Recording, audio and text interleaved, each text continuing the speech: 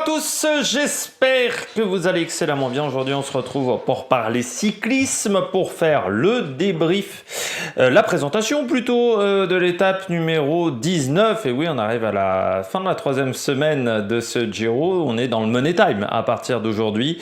Vraiment, jeudi c'était peut-être un peu l'apéro de ce Money Time, mais là vendredi, samedi, c'est là où le classement général va se finir, c'est là où les coureurs vont être déçus, vont être tristes. C'est là où des coureurs vont peut-être atteindre le podium, peut-être réussir à faire des grandes performances. C'est maintenant et c'est là où il va pas falloir se rater du côté des leaders. Ça serait con de mettre quasiment une année, enfin 6 mois de préparation on va dire pour le Giro qui tomberait à l'eau parce que on aurait fait une erreur, une grossière erreur. Ça serait un petit peu dommage. N'hésitez pas à vous abonner à la chaîne, à réagir dans les commentaires, à mettre un pouce bleu, à partager la vidéo sur les réseaux sociaux, notamment auprès de vos proches. Si vous pensez que ça peut les intéresser, dans les commentaires, n'hésitez pas à me dire qui vous a plu, dans ce qui vous plaît dans cette étape surtout, mais qui sont vos favoris, je vais y arriver, qui vous pensez quel coureur sera en difficulté sur cette étape. Quand vous vous abonnez à la chaîne, vous pouvez rajouter la petite cloche, comme ça vous êtes au courant des dernières vidéos qui sortent sur la chaîne, notamment des vidéos cyclisme. Vous pouvez, si vous avez les moyens et que vous voulez soutenir la chaîne, faire un super thanks et je remercie les gens qui le font. Vous pouvez aller voir EPS 2.0, ça c'est sur les plateformes de podcast, notamment Spotify, Deezer, Google et Amazon, et vous pouvez même vous abonner sur Spotify.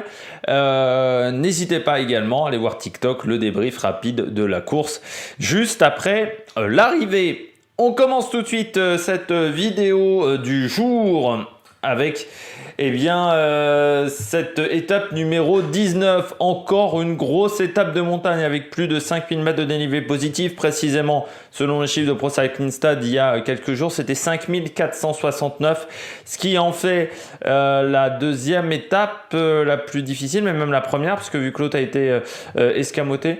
Donc c'est vraiment une étape très compliquée. Alors la grande question est de savoir est-ce qu'on va escamoter ou non cette étape à cause du chrono de samedi, parce que c'est vrai qu'on peut se poser la question, si on fait un gros effort aujourd'hui, est-ce qu'on va pas le payer demain sur le contre-la-montre? Le contre-la-montre du dernier jour, ça va se faire à la fraîcheur physique. Il n'y a pas de on est bon sur le chrono, on n'est pas bon sur le chrono. Là, il ne faut pas être bon sur le chrono, il faut savoir grimper, il faut mettre toute l'énergie qu'on a encore en stock. Et ça ne va pas être si facile que ça. Donc, est-ce qu'on va escamoter cette étape à cause du chrono du lendemain qui fait peur? Tout dépendra des écarts en fait avant cette étape. Mais on est sur une étape où on va être quasiment toujours en prise aussi, hein, pendant, à part les 30 premiers kilomètres, après ça grimpouille et ensuite ça grimpe vraiment. Les 100 derniers kilomètres, on a toutes les difficultés du jour sur les 100 derniers kilomètres, donc ça c'est à prendre en compte. Et il y a de quoi faire en fait sur cette étape vraiment, mais est-ce qu'on va l'escamoter? Est-ce qu'on va pas l'escamoter? Est-ce que cette idée de faire un contre-la-montre en côte, de faire autant de kilomètres de contre-la-montre, ne va pas se retourner contre les organisateurs? Eh bien ça va être la grande question. Parce que voilà, encore une fois, si on fait un gros effort, je me souviens notamment de Primož Roglič, alors je ne sais plus c'est quel Tour de France, où le vendredi, il attaque, il y a même Kreuzweig qui lui roule dessus. Kreuzweig il roule derrière Roglič, ce qui était d'une intelligence folle. Donc ça doit être 2018, puisque c'était avant Pogačar, hein, ça c'est sûr. Ça va être 2018 parce que c'est Geraint Thomas, Froome qui font un et deux, donc c'est 2018. Et donc il attaque le vendredi, il reprend un petit peu de temps le vendredi pour se faire fracasser le samedi lors du contre-la-montre dans la petite bosse. Et c'était une petite bosse par rapport à ce qu'on aura samedi. Donc voilà, il faut faire attention au niveau de la gestion de l'effort et de la récupération. On est en troisième semaine, on est le vendredi, il n'y a plus beaucoup d'énergie dans la caboche comme on dit. On regarde tout de suite la présentation du parcours. Eh bien, on attaque la présentation du parcours de cette dernière grosse étape de montagne entre Longarone et les Trecime di Lavaredo. Le Cima Coppi, je rappelle, les Trecime di Lavaredo, 2307 mètres d'altitude. C'est pour ça que c'est marqué hors catégorie, parce que je rappelle que sur le Giro, il n'y a pas vraiment le statut de hors catégorie, à part pour le Cima Coppi qui donne 10 points de plus qu'en première catégorie. En première catégorie, c'est 40 points, c'est 50 pour le Cima Coppi. On part de Longarone pour ses 183 km. Le début de journée est plutôt plat, ou en prise en faux plat montant. On va commencer à 400 mètres d'altitude. Au kilomètre 64, on sera à 1000 mètres d'altitude à Caprilé. Particularité de cette journée, à partir de 100 km de l'arrivée, même un peu moins, on sera quasiment tout le temps au-dessus de 1500 mètres d'altitude. On ne va pas souvent redescendre en dessous des 1500 mètres. Ça à prendre en compte, c'est-à-dire qu'au niveau respiration, ça peut être vraiment très handicapant pendant toute cette journée. Donc sprint intermédiaire à Caprilé. Et puis ensuite, on a une petite côte au kilomètre 74.5, donc 3 km 9 à 6,7 de moyenne. On passe à Gordo, kilomètre 83.5 à 100 km de l'arrivée. Et donc toutes les difficultés du jour sont dans les 100 derniers kilomètres avec le Passo Campolongo, 4 km à 7% de moyenne. Passo Campolongo, pardon. 2 km au-delà de 8%, c'est court. Alors c'est marqué deuxième catégorie parce qu'en fait ils prennent en compte, je pense, ces kilomètres d'avant qui sont aussi en prise, qui sont aussi en faux plat montant, et le fait qu'on soit à 1800 mètres d'altitude, quasiment 1009, mais bon, ça vaut plutôt une troisième catégorie, une quatrième catégorie. Ce Passo Campolongo. On redescend légèrement vers la villa pour aller sur le Passo Valparola, 13 km 905,7 de moyenne, côte de première catégorie, au kilomètre 112.5, c'est une côte qu'on a déjà prise, 2195 mètres d'altitude, vous voyez, ça fait partie des 3 sommets de la journée, on sera au-delà des 2000 mètres d'altitude, ce Passo Valparola, hop là. Vous voyez, particularité de cette montée, comme la plupart des montées de cette journée, c'est que les difficultés se situent surtout dans la deuxième partie d'étape. C'est-à-dire que vous voyez que dans les deuxièmes parties de montée, ce que vous voyez dans les 7 premiers kilomètres, on ira à 7,5%, mais on aura pas mal de pentes assez plates, assez simples, on va dire. Et puis à partir du kilomètre 7 jusqu'au kilomètre 14, quasiment le sommet, eh bien, ça sera compliqué, notamment avec 2 km au-delà de 9%, entre le kilomètre 10 et le kilomètre 12, notamment entre le kilomètre 10 et le kilomètre 11, 9,5% de moyenne sur le kilomètre, je précise encore de moyenne sur le kilomètre, 7,8% entre le kilomètre 12 et le kilomètre 13. Donc vous voyez, c'est vraiment sur la deuxième partie de montée qu'on peut faire des écarts, surtout que, oui, en fait, au kilomètre 7, on sera déjà à 1700 mètres d'altitude. Les deux passages compliqués sont quasiment à 2000, 1009 et 2000 mètres. Donc ça va prendre en compte encore une fois l'altitude. Une fois qu'on dépasse 1008, on est vraiment sur des altitudes où des coureurs parfois ont beaucoup de mal sur ces niveaux-là. On redescend ensuite, mais c'est encore une descente, on va dire légère quand même. On ne redescend pas au niveau de la mer.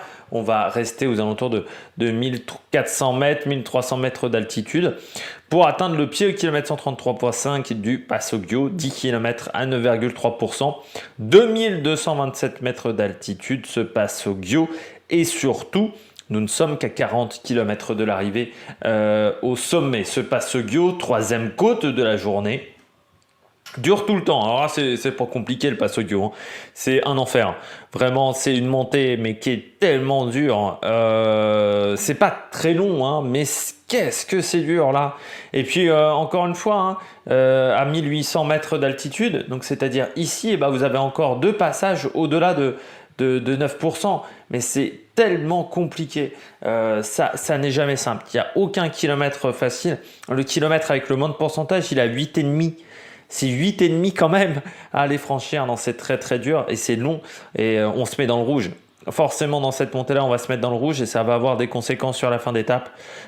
Si vous êtes vraiment pas bien, il faut plutôt rester dans son rythme et pas trop tenter de suivre parce que sinon, ça peut être très compliqué pour vous ensuite derrière. On redescend vers le Pocol, vers Cortina d'Ampezzo, qui sera sprint bonification kilomètre 161, c'est-à-dire à 20 km de l'arrivée. Et puis ensuite, on enchaîne deux difficultés, le Passo Tre Crocchi et le Trecime di Lavaredo, qui seront donc les deux difficultés du jour. On commence par la première, côte de deuxième catégorie, à 1800 mètres d'altitude.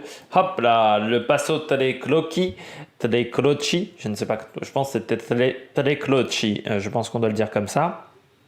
Avec mon accent italien de merde. Je vous rappelle, j'ai fait allemand LV2. Et vu comment j'étais bon en allemand en plus, j'étais vraiment un spécialiste des langues, vraiment totalement.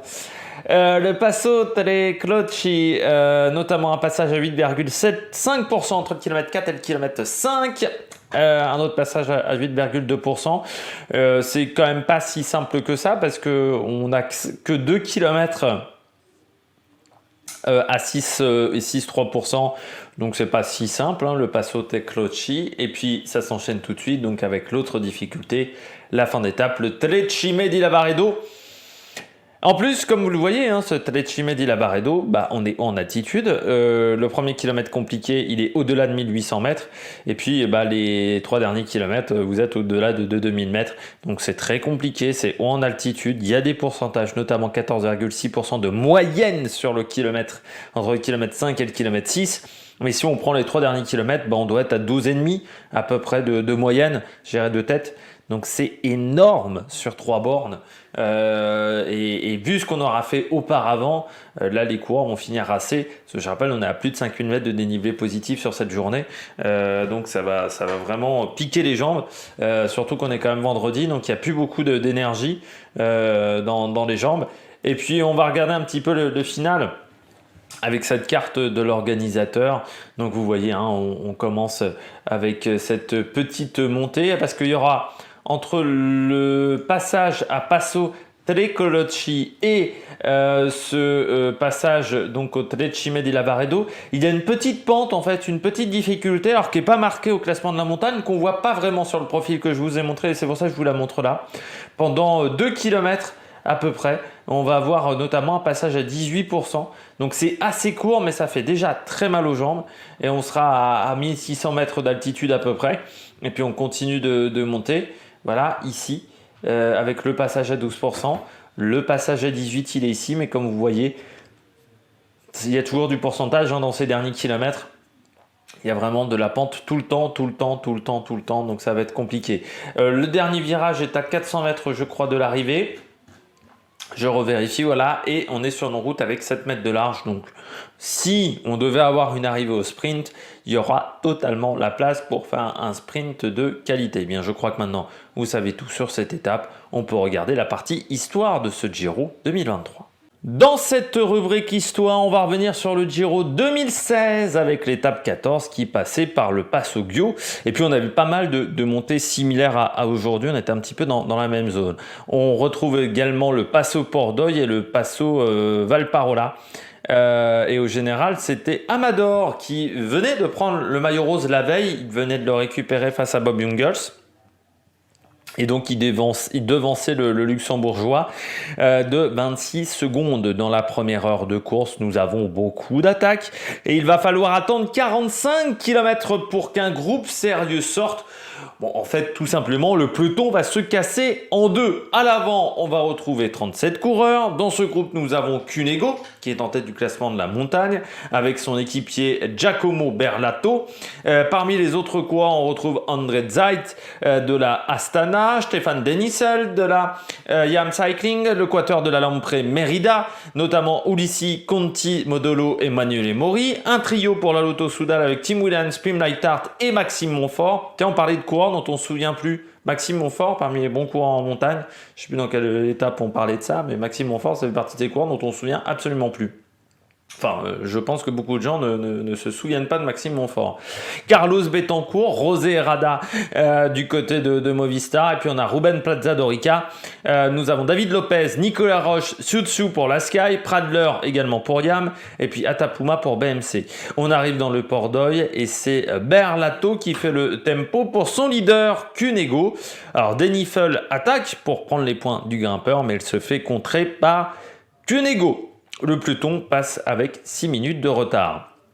Dans le Passo Sella, David Lopez de la Sky s'isole en tête de la course. Il prend un peu d'avance. La poursuite est menée par la Movistar et le groupe passe de 37 à 13 coureurs seulement. L'escapade de David Lopez se termine assez rapidement et dans le troisième col du jour, c'est Ruben Plaza qui s'isole en tête de course. Au sommet de cette difficulté, il a 48 secondes d'avance sur ses poursuivants et il va augmenter et poursuivre son avance encore après cette difficulté parce que l'entente n'est pas très bonne dans le groupe de chasse et il va avoir jusqu'à 2 minutes d'avance. Derrière, on s'organise grâce à la recomposition du groupe de poursuite. Et ils sont 4 dans ce groupe de poursuite, avec Siutsu, Atapuma, Preidler et Nicolas Roche. Les 2 premiers de ce groupe vont réussir à se détacher et ils vont rattraper Plaza à 45 km de l'arrivée de cette étape. Le peloton possède quant à lui 7 minutes 30 de retard et c'est désormais Astana qui emmène les leaders du général en remplacement de Movistar. Ce rythme fait mal, on perd Bob Jungels, le leader du maillot blanc, Jakob Fuglsang, le numéro 2 d'Astana et le maillot rose, Amador qui craque à 42 km de l'arrivée. Au sommet du Passogio, Atapuma passe en tête avec Siutsu. Le groupe des favoris avec Scarponi est à 4 minutes. Amador a 50 secondes de retard sur ce dernier groupe. Le maillot rose va faire une descente extraordinaire et revenir sur le peloton à 30 km de l'arrivée. Dans l'échappée, ils sont 3. Désormais, avec le retour de Georg Preidler, on arrive au Passo Valparola. Nous sommes à 27 km de l'arrivée. Et dans le groupe des leaders, on commence à s'activer légèrement. Nibali attaque, suivi par Kreuzweig. Chavez revient dans un deuxième temps, mais Alejandro Valverde, lui, est définitivement lâché. Au même moment, Atapuma, qui est le plus fort des échappés, décide d'accélérer et il a à ce moment-là 2 minutes 36 d'avance sur Nibali à 26 km de l'arrivée. Ça va être chaud quand même pour réussir à rester devant. 2 km après, c'est Kreuzweig qui redémarre et Nibali n'arrive pas à le suivre. Et pendant 2 km, Chavez va rester dans la roue, ne va pas prendre un relais et puis le Colombien va le contrer. Il va reprendre Kreuzweig et les deux décident de collaborer ensemble. Devant, Preidler revient de nouveau sur Atapuma, mais l'écart entre les deux groupes diminue et les coureurs échappés sont repris à 2 km de l'arrivée par Kreuzweig et Chavez. Nibali limite bien la casse à ce moment-là, à 20 secondes, et on est dans le sprint final. Atapuma craque, Preidler augmente le rythme, et c'est l'Autrichien qui emmène le groupe. Chavez lance son sprint dans le dernier virage.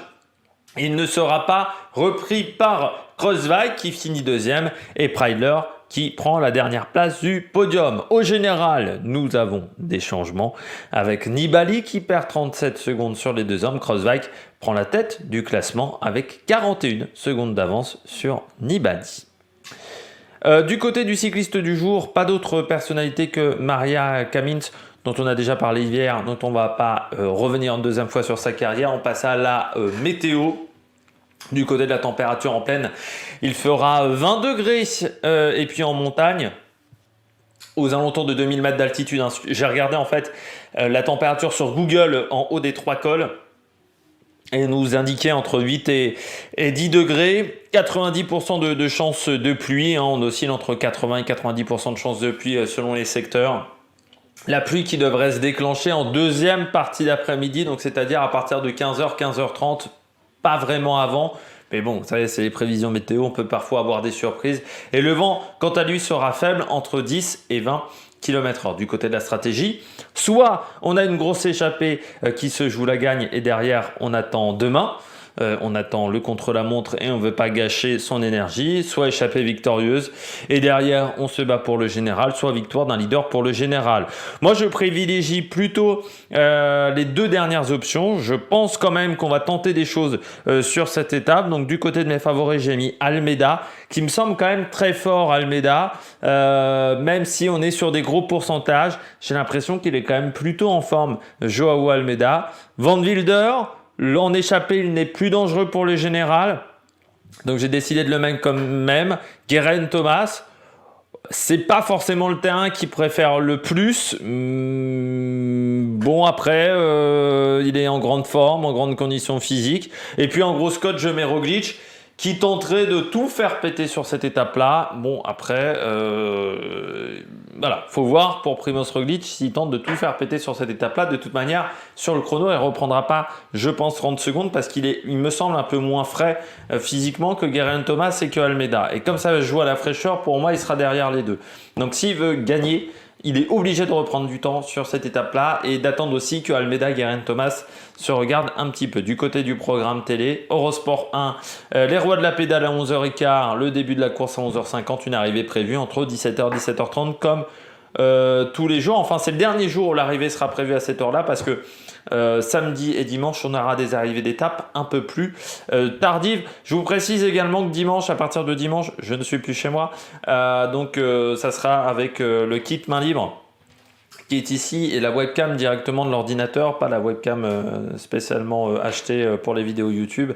Donc la qualité c'est un peu moins bonne. Voilà, pendant une quinzaine de jours, je ne serai pas chez moi. Donc voilà, pour les débriefs d'après Giro, ça sera en qualité sonore un peu moins bonne et pour les 24 heures du Mans aussi.